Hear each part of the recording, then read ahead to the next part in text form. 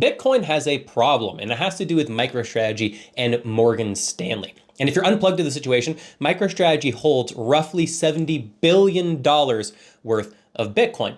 And a number of weeks ago, their CEO said they may have to sell some Bitcoin if the price of their stock falls, the price of Bitcoin falls, and they no longer have access to liquidity to easily borrow money to keep buying Bitcoin. And currently, the problem that we are running into is that there is a 77% chance that Morgan Stanley delists MicroStrategy from their MSCI index. And this is a big problem, because that would, in an estimation of analysts, cause almost $3 billion of selling of the MicroStrategy stock, now just strategy, immediately. And if other indexes followed suit, could result in roughly $9 billion of forced selling of the stock due to this delisting.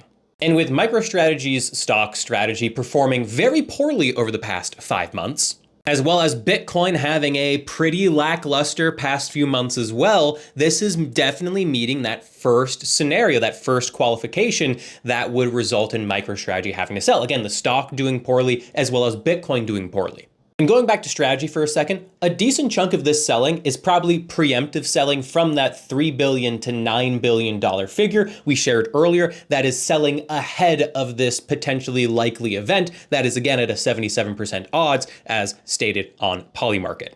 But just 3 days ago, Michael Saylor and MicroStrategy announced that they had just purchased an additional, essentially $110 million worth of Bitcoin. So they are still able to get access to funds to borrow money and go out and buy Bitcoin. That second scenario is not being met. Also, at the same time, Strategy has roughly $2 billion in cash on hand. So even if they got to the point where they no longer had access to liquidity, they have about 2 years worth of runway of cash on hand to keep the lights on before ever having to sell any Bitcoin.